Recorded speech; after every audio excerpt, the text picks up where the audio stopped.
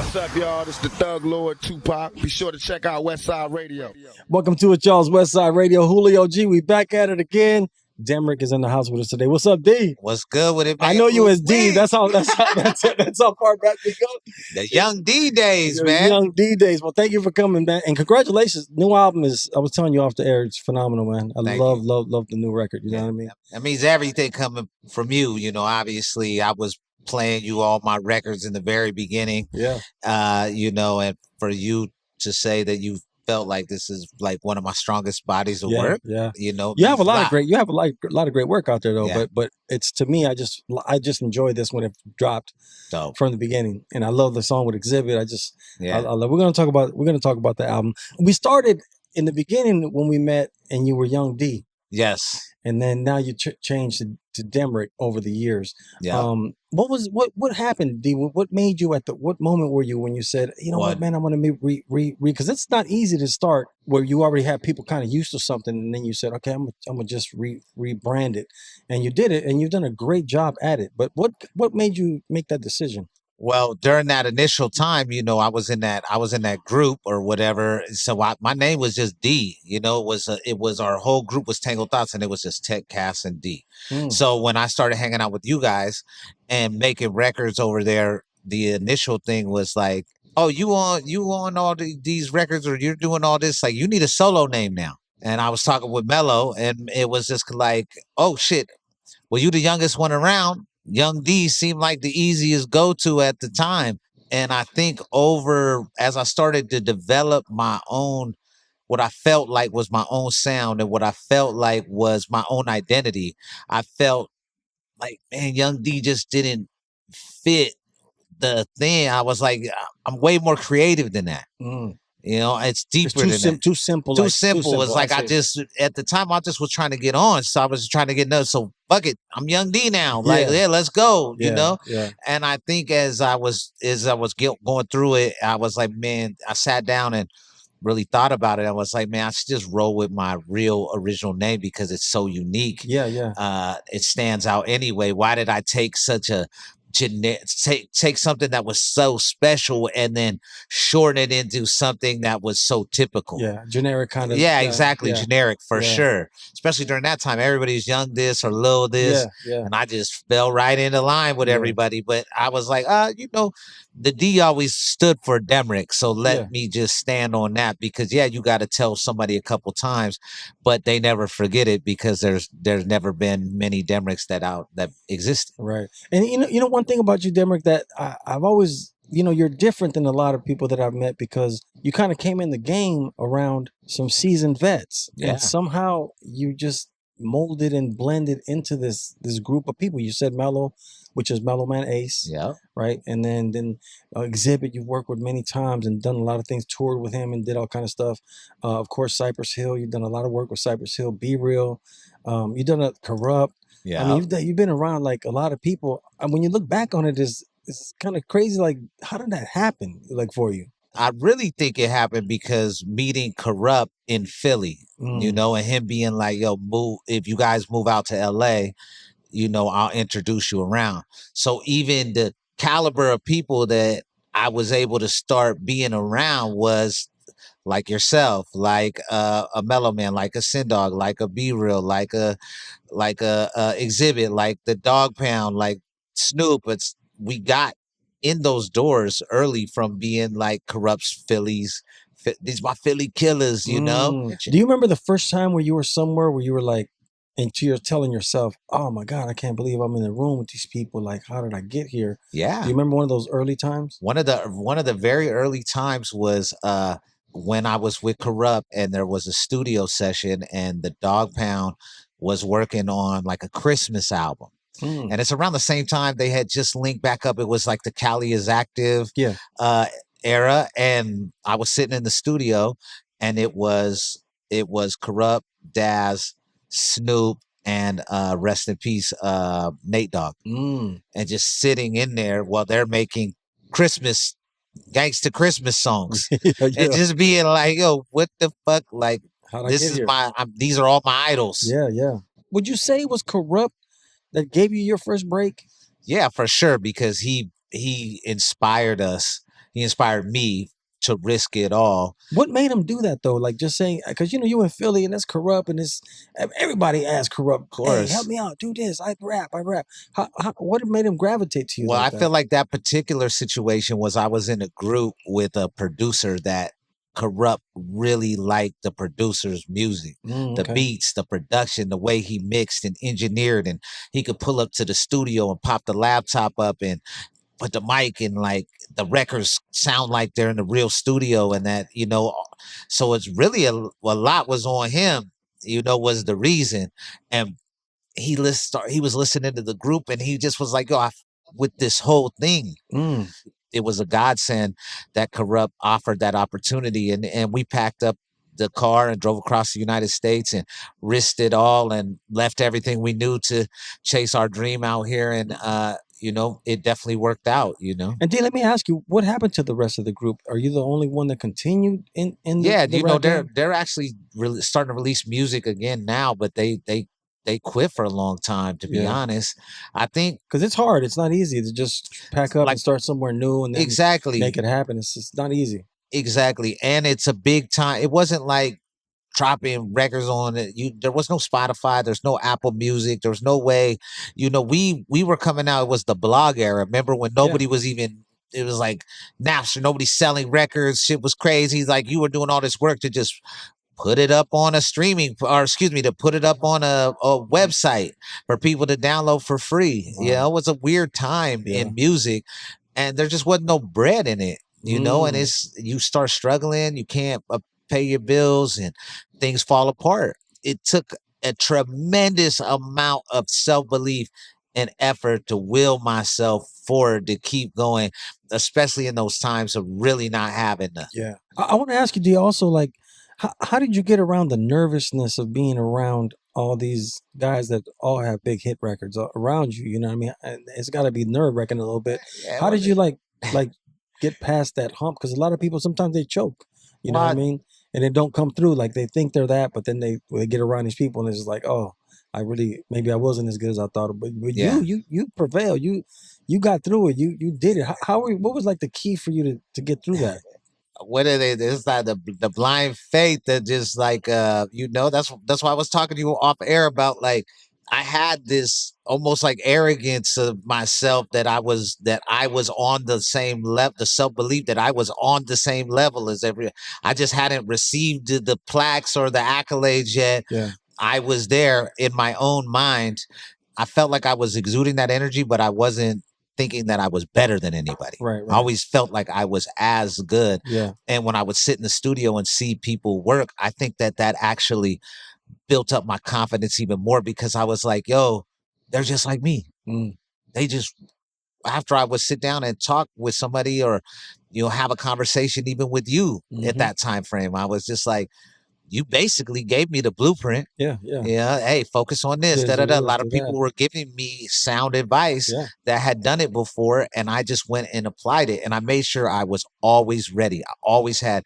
If Be Real would give me a beat CD with 10 beats on it, I would come back in a week and a half or 2 weeks with 10 songs. Yeah. That's true. You know what I mean? Yeah. Like I was. You really did put in the work. That's what I noticed about you is that you delivered. Anytime we put you on the spot, you delivered, and it was never a like, I'm not into it today. Yeah, you was into it at any moment. Hey, D, get off on this. And go, okay, give me the mic. On the streets if I went. Hey, DEMRICK, who was when you go back, like, who inspired? I don't like use the word always inspired, like you copied from, but like who's somebody that really like made you feel, damn, I want to do this, man, when you heard them, like from your early times? I would say, so when I was, I was born in Spokane, Washington State. So I always loved West Coast hip hop. So it was Snoop, Kurupt, Brother Lynch, was a bunch of that kind of stuff growing up. And then I really started to like the more lyrical hip hop as I was getting into high school and stuff like that. So Black Thought was one of my favorite MCs of all time. And that's kind of like what inspired the transition to even my homie that lived in Philly was like, yo, my pops is a firefighter on South Street in Philly. We could get out here and make our dreams come true type shit. And I was like about it, you know, that's the crazy thing. I packed up my bags and got on a Greyhound and to Philly and slept on a couch for a year and was on South Streets in ciphers and rapping with people. That's how much I love this hip hop shit, you know, and how much I leaned in on it like a basketball player shooting hoops at the park every day, or somebody that wants to do whatever they want to do in life. I was ready to risk it, and I have risked it multiple times for hip hop music. I want to ask you, DeMrick, you do a lot of collab records, which I thought was very smart. Nobody was really doing so much of that, but it allowed you to present yourself in these different like places and styles, and you were able to adapt to this. And Mike and Keys, I do it this way. With Hopper, I go this way. With Dizzy Wright, I go this way. What got you into doing that? Because to me, I thought that was one of the best things that you did in your career, you know, to get you out there. I would say that just came from that I was in a group. You know, I always looked at hip hop as like a group sport. Okay. So creating music with other people is, you know, there's the mad scientists that, you know, sit in their crib with their setups and get in their own world and make music all day. That has never necessarily been. It's like even with when I make my own stuff, there's one engineer, you know, shout out my boy OT. He owns Playback Recording Studio now. But before that, you know, he was pulling up straight from he was going to school for it. And I met him out here, and he's been somebody that I've made music with the whole time. I've always looked at hip hop and making music as a collaborative effort. So it was easy for me to get with a producer, and it was DJ Muggs who said early on, get with a producer, make a whole project. You know, get with somebody and create a sound, do something that you know, with somebody, and that's how you get something that's special. Is you get one producer that cares, and you guys go in and create something together. I like your Dizzy Wright projects. So I just like the way both of you sound together.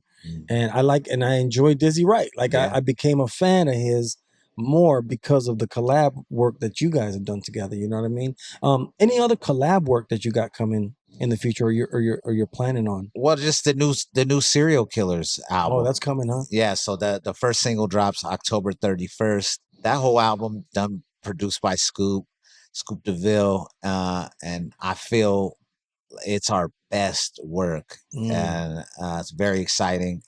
Who pushes you the hardest, DeMrick? Like when you're in the studio, like you work with so many different people, but who like pushes you the hardest and is more critical about it? Scoop DeVille is one of the ones. Like when you work with him, you're getting produced. Okay. Yeah, you're definitely getting produced. He's not one of those send you a beat producers and you just do whatever. Like you're gonna get the best possible record if you really go sit down and get in the trenches with him and get creative. So he's one of the ones that really push me. Obviously working, I've done so many records over the years with Xzibit, you know.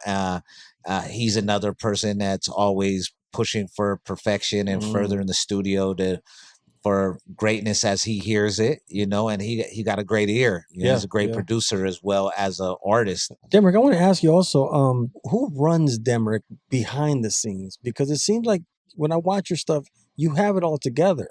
Like when I look for you, you're right there. Yeah. I'm looking for the project, it's right there. And I always like admire that about you. It's like, man, DeMrick always has like everything covered, like the videos, the way you even the market, the Ooowee, the whole thing with the cooking thing, and you come up with something for everything. But who does help you, or is it just you doing this? It's definitely like on this album, I worked with my homeboys, the Undefeated, that produced the whole Ooowee album, and we worked with a company called Ineffable to be like the label behind it, and we brought in some of the other homies to help with the art direction.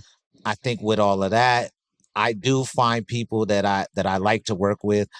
That like I have a set camera guys that I work with. I have a set art guys I work with. A set So it's basically you then, Demrick. Yeah. You're putting together a team. Yes. And that's why it comes off the way it comes off. Because, like I said, I watch what you do, and every time I look up, you have another project, and I look over, and I said, "Damn!" I said, "Demrick, he stays active with it because this takes work. Yeah. For you to put one record out, it's a lot of work to put a record out. What do you like? You like working with one producer, or does it matter to you?" Yeah, I definitely like to work with one producer. If you have some couple like minds getting into the studio and striving for something to set a goal, I think that it's easier to move along and push it with a team than to just do it on your own. What are some of the features? Because you got some features on this album.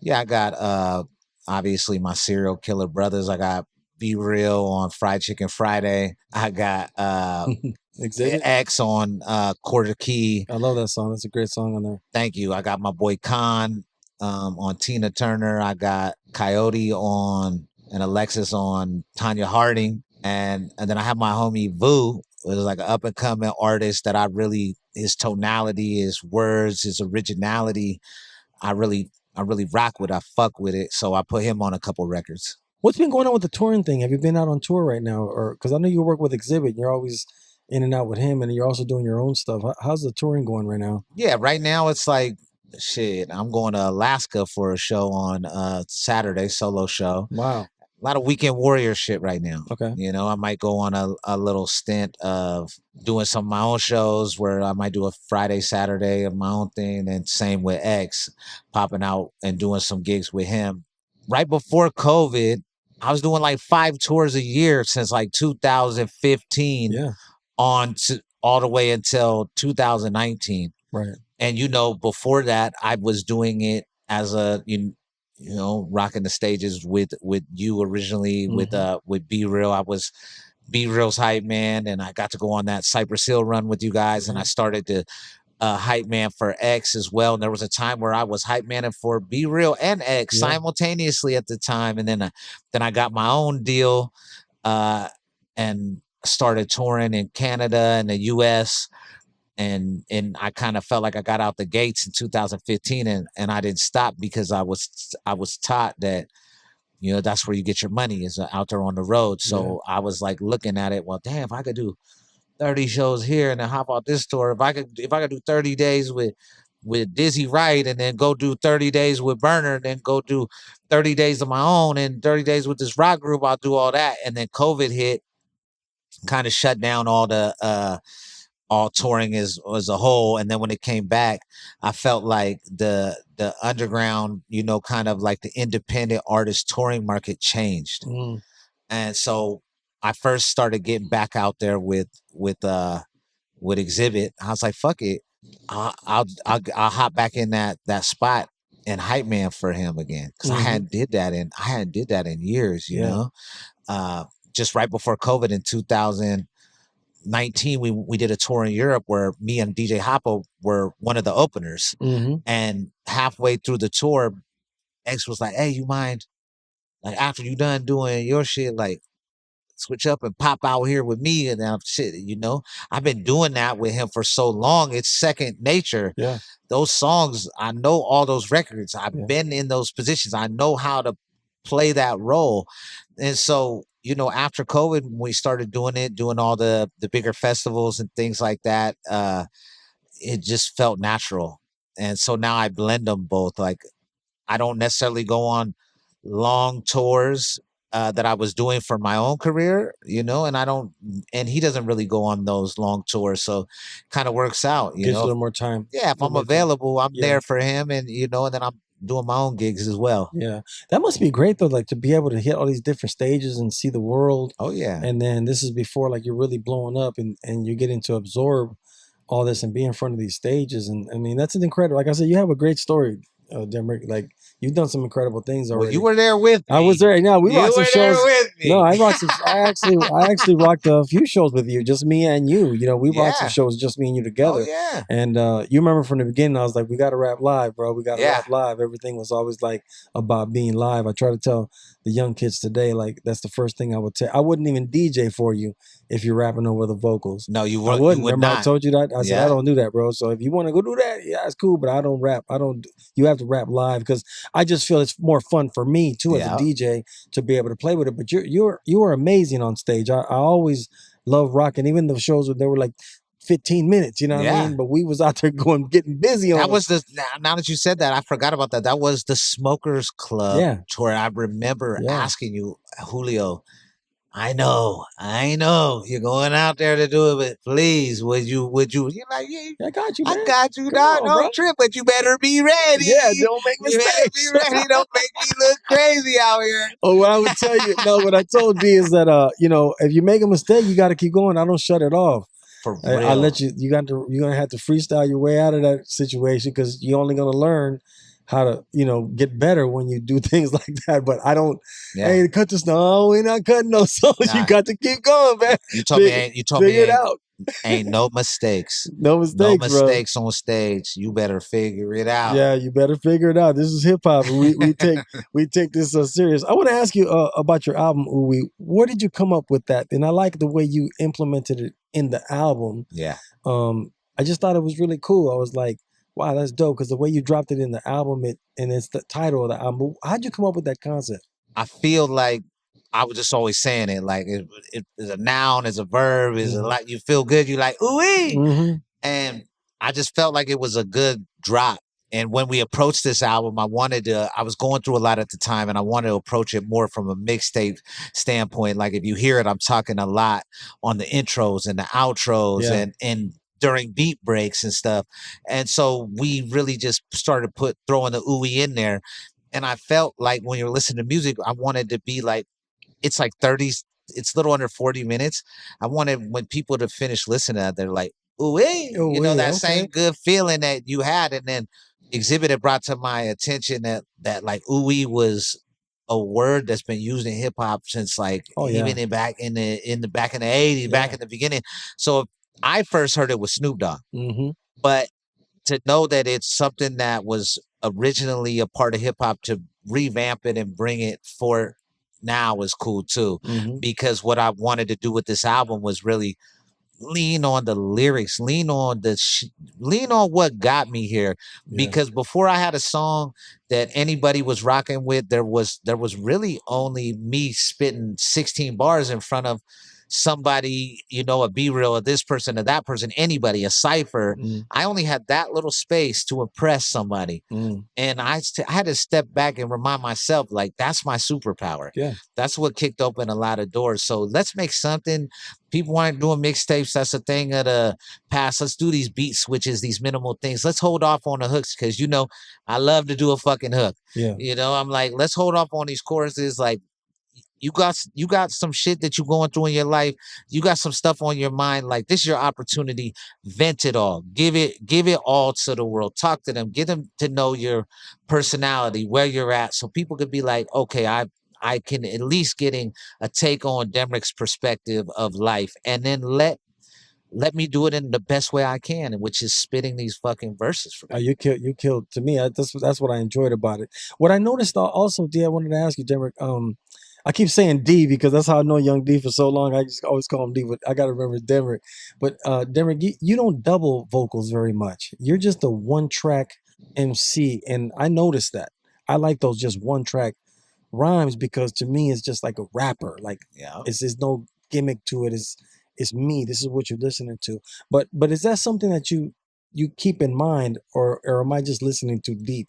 No, it developed over time. Like as I because you have a confidence to do that too. You have to be very confident. Yeah, it's a style, and not that I think over time. Like if you go back to Audio Hustler Volume 1 or that, there's stacks and doubles, and it really depends. Like on the new Serial Killer album, there's a bunch of stacks. I'm working with Scoop, and it's like what he, it's his vision mixed with my vision, but that's part of being produced. But when I want to lean on, like I said, like my superpower, I just want to lean on these bars, on these lyrics, and get the story across to you guys. And I do feel confident that my vocal stand alone as a rap, especially if I'm doing something bigger on the chorus. You know, I might be singing or putting some melody or doing something to really call and response thing on the chorus. But on the verse, I'm gonna tell a kind of a story, you know. It's gonna be lyrical, it's gonna be, hopefully, I feel like the listener would be like, it's witty, it's smart, it's coming from a real place. And I feel like I want to get that story off just like a storyteller. Okay. I want to ask you about doing all this independently. Are you happy with that? You think, now looking back on it, are you glad you didn't sign like some major deal? Because sometimes that doesn't work for everybody. It messes you up. So, and then there's other people that have done really good. We were talking about Currency off there. He's done really good independent. There's a lot of guys that done a great career independently. You know what I mean? What do you feel about it, DEMRICK? Where's your space where you feel better at? You want to know something? Like I've had different parts and times in my life where I felt different ways about that. You know, like there was where I put getting signed on a pedestal as like a youngster. Like I want to get a major deal. Like that was the definition of making it. Yeah. And then I realized I got out here to LA and I seen a hell of people that have record deals being stuck in their deals, being in horrible positions, whole career, never get off the ground. People that had a deal and had a song that I knew that like, I was like, thought that meant like, if you had one hit record, you was set for life. You was rich for life. You know, that's before I really understood the way that life works and how hip hop music works and how everything, you know, I started to realize if you're in a perfect situation with a record label and they're pouring it all, everything, the stars align, everything, the record, the rollout, the people in your corner and everything, it can lead to some greatness. But that's not for a lot of people. Get signed every year and it doesn't happen for them. So I kind of feel like, I don't know, this version of this career happened for me the way it was supposed to. DEMRICK, you chose a certain sound for this Ooowee album. Like I said, it's sampling. Why did you choose to make it like that sound? Because those kind of like stripped down beats with the soul sample type shit is like, I just could write the most fire verse. I could just really tuck that shit on there. Yeah, like the words just they on the way. Like when you're not thinking about, when you just let a sample rock and like a song like I Don't Care, that's like I don't care, and then you just I don't care what you think about me or this life I'm living. Like the song idea comes right, it's like there, and then you just ride that wave. And there's just something about the mixtapes that I loved and the kind of production that I love, that more minimal type of production where you let the flows and the styles and what you're talking about shine. More the bar work. Yeah, exactly. I want to ask you about this as an MC, because I listen to a lot of different hip hop. I noticed that in the last some years, there's a lot of drumless styles of production now without drums. It's like a sample.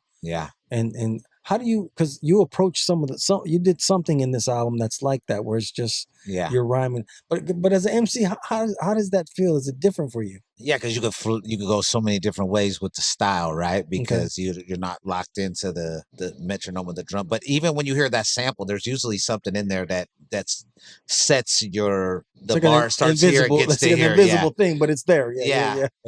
Something that always stands out to me is that Dr. Dre freestyle that you did, and I just thought that was just always amazing, and I was so proud of you because when I watched it the first time, I was just like, because I know you, and I was just like, oh man, that's why I appreciate about you. It's like, man, damn, one thing about DEMRICK, he don't choke. Nah. He don't choke. Who said real MCs couldn't beat from the block? Couldn't beat from the gutter when people beat with each other, when mothers peep through the shutters and rats creep under covers. As I creep in the cutlass, I know God is among us. Not on snakes video. is among us. I know that they love us. Not on video. Don't do it like that. I'm in no center, my windows tinted, my team up in it. I came to get it, I salute like a lieutenant. Let's go. Mr. X to the Z, Young D after that. Young half black bastard that master rap. It's a catastrophe when I graph a track. Type of heat that can last for weeks. Got questions, don't be asking me. Not shit. You can suck up on a dick that quick. And it's like backfoot. I write back like I never left. Your style play like a sweater vest. I saw when you should never test. So get it all together. Niggas thinking that they hot, but I'm so much better. I'm off the top, I'm hot, more often than not. I'm double what you got, me trouble in your spot. I wanted to ask you, when you watch it, how do you feel about it now? This time has passed. When you watch it, when I watch that, I just see a young, hungry, kid that believed in himself, and that was in a surreal moment, and it was all instinctual. At that time, I had so many verses in my mind, like I could rap endless. I could rap for 30 minutes of stuff that people hadn't heard. But when the pressure was on, when it turned into like the situation that felt like the battle in between me and the other homie that was there, I went back to it. It was almost like I was in high school or in a cipher in Philly, and a cipher could turn into a battle. And it went there. It just happened to be Dr. Dre playing the beat, Snoop Dogg in the background. Fred Wreck was there, Xzibit was there, DOC was there. Wow. A bunch of just a room full of people were in there, all paying attention to that moment. Cameras were out, and Dre was, hyping it up. You know what I mean? It was really, what were you gonna do? You know what I mean? I knew what I was gonna do because I was battle tested, because I have had so many situations where I've been on the road with you guys, and it really came down to like, what you got? Like, what you got? Yeah. I want to ask you, working with all these different people that you've been on stage with, did records with and everything, and you've been around like the greats, what's one thing that you think that's like they all have in common? What do you think is like something that Kurupt, Xzibit, Be Real, and everybody else you work with? That's easy, simple. Self-belief.